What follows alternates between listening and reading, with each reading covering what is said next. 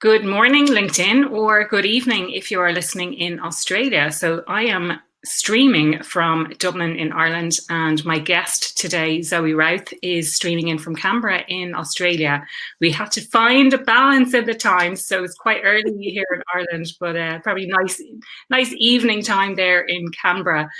Zoe was the podcast guest that was for the podcast that was released on Friday last week, where we spoke about leadership and self-awareness and the importance of self-awareness in growing your leadership skills and in becoming a really effective leader. And we spoke about the importance of getting feedback in order to grow in self-awareness as well. Zoe, would you like to introduce yourself to anyone who's watching today? Oh, thank you, Aoife. What a delight to be here. And yeah, it's great that we can make the time zones work because they sometimes don't. I'm a leadership expert. I specialize in the people stuff. And it's the kind of things when leaders stay up late at night worrying about, whether Francis and Donna are going to get along, why it is that their leadership team is struggling to meet their KPIs. But it's not because of lack of skill, but it's usually because of tension. And those kind of tense experiences is what I love to unpack with CEOs and their teams, and basically show them the maps of how they can read the territory and to navigate it better. So that's what I do. And it was so fun to talk with you on the podcast about one of the key topics around leadership, and that's the self-awareness piece. What did you find the most powerful in our conversation? To me, it was just that talking about the importance of self-awareness. It's something I see as a really important, I don't know, would you call it a skill, but it's something that's really critical in my view for leadership. To me, it's really high up there. But interestingly, you can't grow in self-awareness without getting that feedback from other people. So it's about ascertaining how you are being perceived by others. So I suppose it's the difference between how you intend to show up and how you actually do show up, how you show up in your behavior to other people and what that actually means, and being able to get feedback and being able to give feedback to other people. So you shared some really interesting tips on different strategies for giving feedback as well. Just wanted to circle back to what you said about the people stuff, and just want to pick up on that there, because to me, that's, that tension and things, that tends to be the stuff that people shy away from. If you're in a leadership position and you feel that sense of tension, people, I think, don't really lean into that. They tend to step away from that because they sense that tension. Do you want to expand a little bit more on that?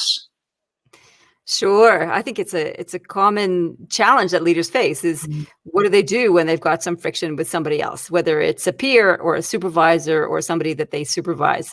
And I've run many different difficult conversations, workshops, and I always ask the people attending, what is it that you find difficult about having difficult conversations? What makes them difficult? And typically they're afraid of upsetting the other person. Yeah. That, or they're afraid of getting too emotional and letting their emotions run away with them. So those are two of the common obstacles that keep people from stepping into that tension and resolving it.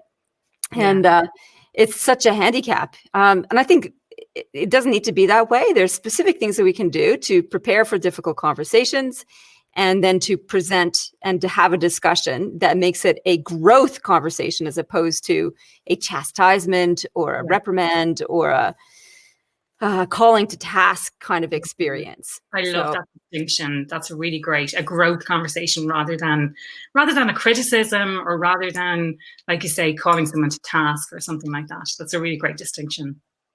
Yeah, I worked with a leader today about this very same topic. And I said, the starting point for making a difficult conversation a good one is assessing what your intention is to have the conversation. Yeah.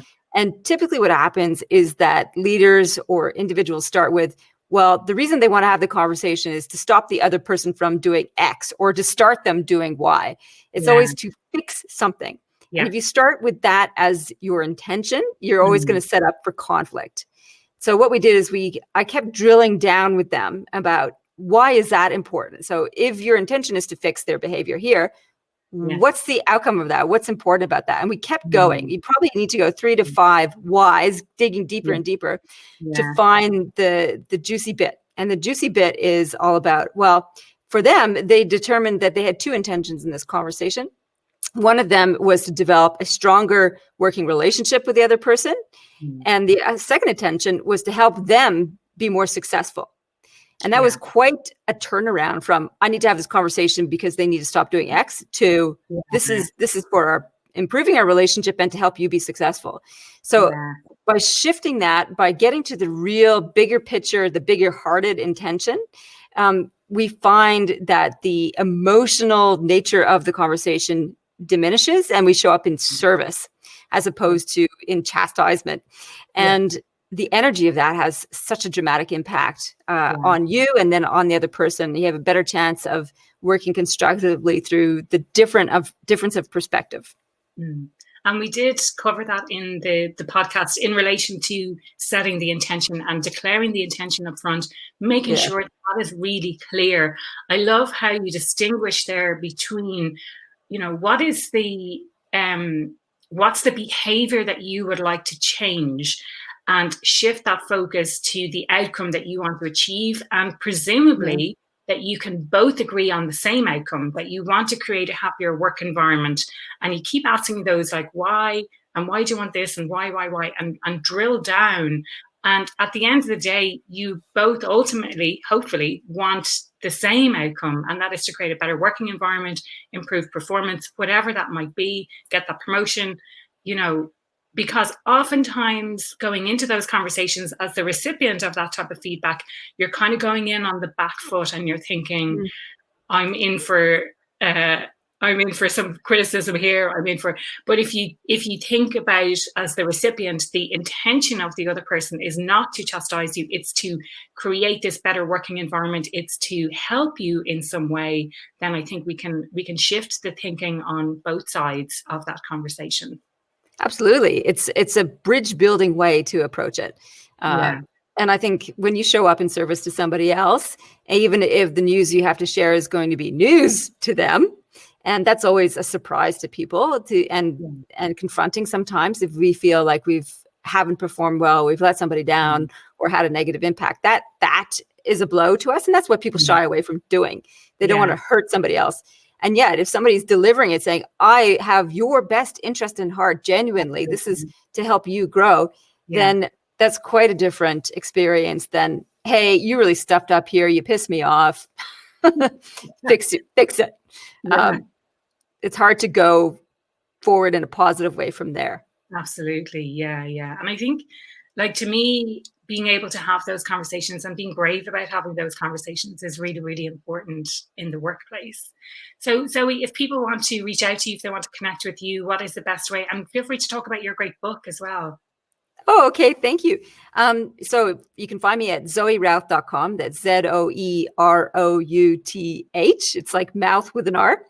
And on LinkedIn, obviously, I'm here quite a lot, and on the other socials, you can find me there. And my book, thank you for mentioning it, People Stuff, has won the Book of the Year at the Australian Business Book Awards, and you can find access to that on any of the ebook reader platforms. You can actually order hard copies from any of those bookstores as well.